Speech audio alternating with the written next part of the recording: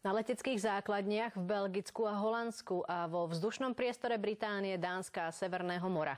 Všade tam v týchto dňoch prebiehla cvičenie jednotiek Severoatlantickej aliancie s názvom Steadfast Moon.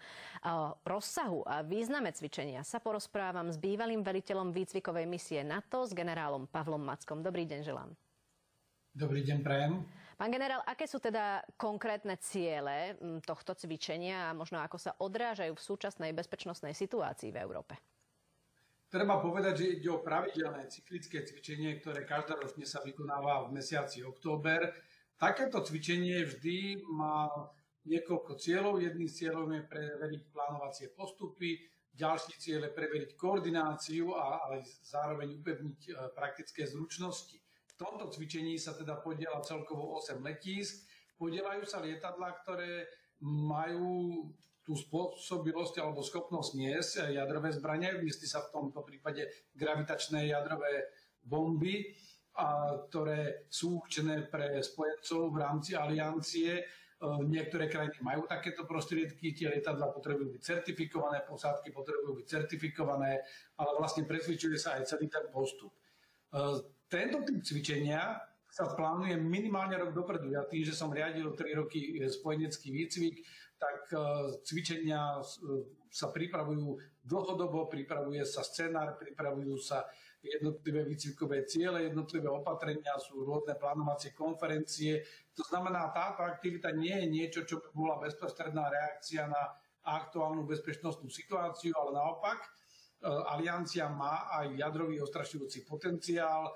To znamená, dokiaľ sú na svete krajiny, ktoré majú jadrové zbranie, aliancia sa snaží odradiť tieto krajiny aj tým, že vlastní sama taký potenciál, má tzv. Jadrovú triádu, to znamená jadrové zbranie, ktoré sú schopné odpaľovania medzikontinentálnych balistických rakiet, jadrové zbranie z ponoriek a námorníctva a vzdušný komponent. Toto cvičenie sa zameriava na koordináciu tých vzdušných prostriedkov, lebo to znamená, že nie len to lietadlo, ktoré by malo, a tá posádka, ktorá by mala byť schopná zobrať takýto náklad a naplánovať misiu a vykonať ju, ale k tomu potrebujete aj prieskumné prostriedky, celý ten aparát logistickej podpory, vrátane tankovania vo vzduchu, lebo to sú diaľkové lety.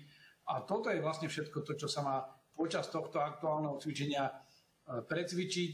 A znovu je to aj z hľadiska toho, aby boli sme aj ubezpečení, že aj bezpečne vieme nakladať s týmito prostriedkami.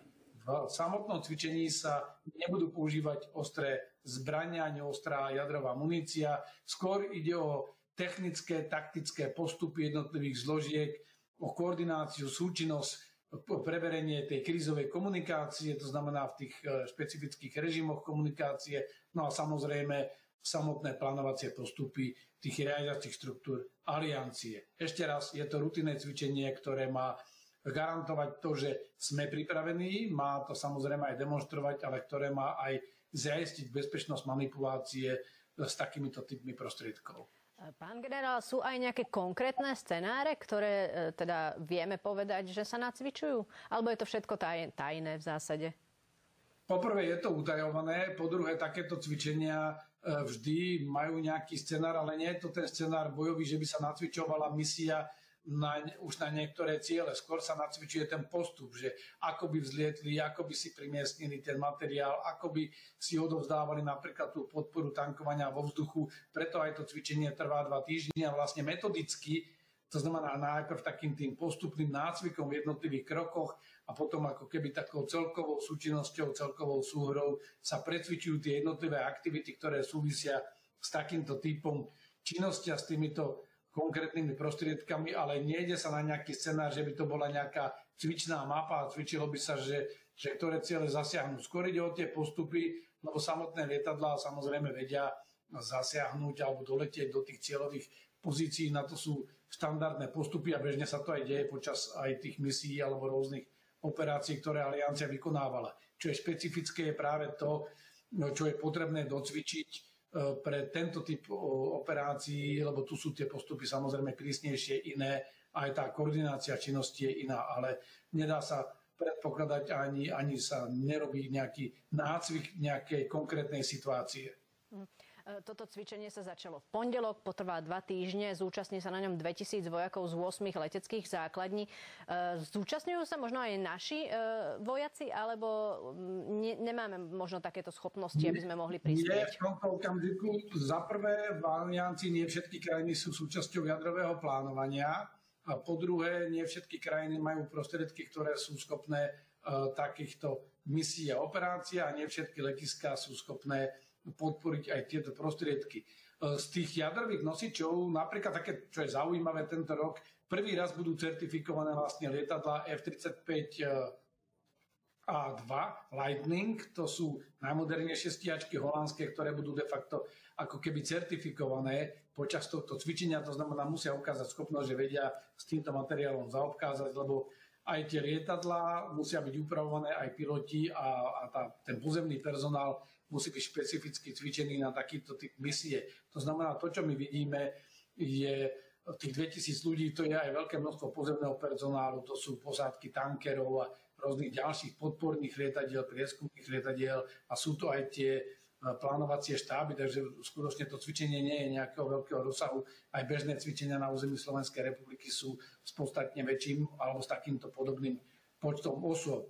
Skrátka je to špecifické cvičenie, ktoré precvičuje túto zvláštnosť alebo túto špecifickú spôsobilosť aliancie, a to je schopnosť aj reagovať na prípadné jadrové hrozby, precvičiť si tie postupy a demonstrovať aj tú schopnosť, že vieme na toto reagovať a že sme pripravení.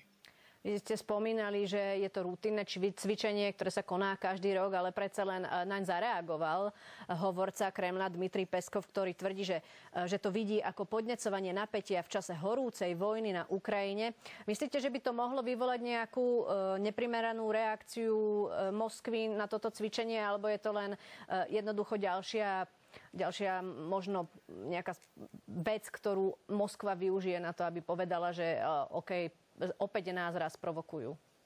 Dobre, že ste to priniesli, lebo práve toto vyjadrenie Peskova, hovorcu Kremla, ilustruje absolútnu pokryteckosť alebo aroganciu toho ruského vedenia. Poprvé, horúca vojna prebieha, pretože ju vyvolalo Rusko, zaútočilo na Ukrajinu. Rusko od samého začiatku strašilo a dokonca aj sú teraz už reálne informácie, že chcelo použiť jadrové zbrane na Ukrajine. To znamená, začali si vojnu, keď nevideli nejaký veľký úspech v tejto vojne nezmyselnej, tak sa vlastne začali vyhrážať.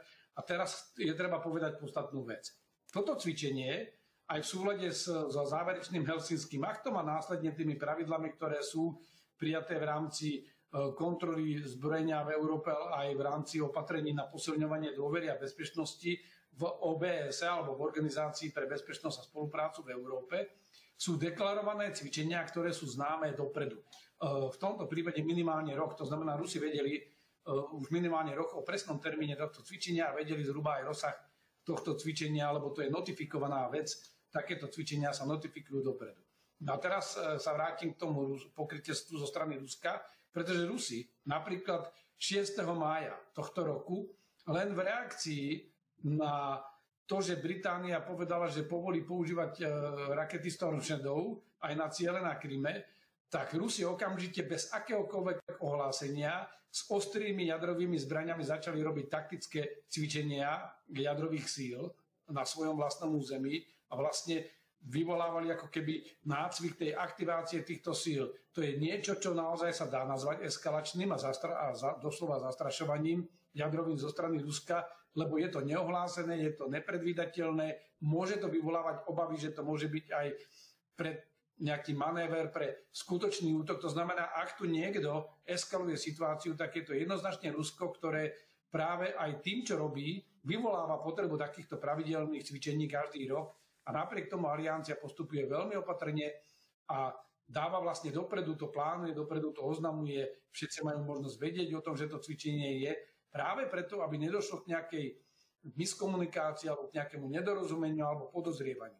Ďalšia vec, ktorú by som chcel v tejto súvislosti uviesť, je napríklad, že aliancia nereagovala na to, že Rusko posilnilo a rozmiestnilo jadrové zbrane v Kaliningradskej oblasti, že Rusko zastrašuje opäť a prisúva jadrové zbrania, už ich rozmiestnilo podľa vlastných vyjadrení Rusov v Bielorusku, aj podľa vyjadrení Lukašenka.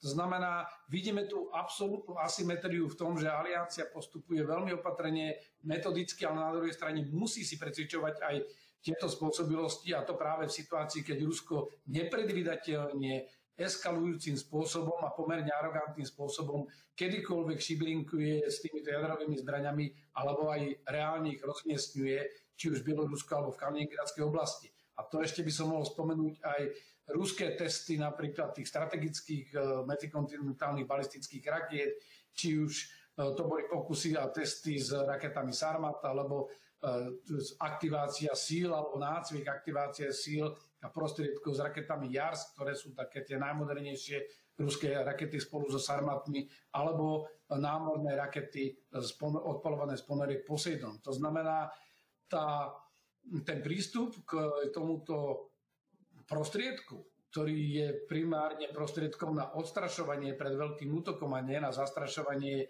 je diametrálne odlišný medzi Západom a Ruskom. Je to Rusko, ktoré vlastne počas celej tejto invázie na Ukrajinu neustále eskaluje, či už retoricky, ale aj praktickými krokmi, ako som naznačil, tú situáciu a vyvoláva obavy a nedôveru. Napriek tomu sa aliancia snaží udržiavať maximálnu zdržanlivosť. Tak uvidíme, ako dopadne toto cvičenie. Verím, že si ho možno potom neskôr aj zaanalizujeme. Ďakujem veľmi pekne za rozhovor bývalému veliteľovi výcvikovej misie NATO generálovi Pavlovi Mackovi. Ďakujem za pozvanie, príjemný deň prajem.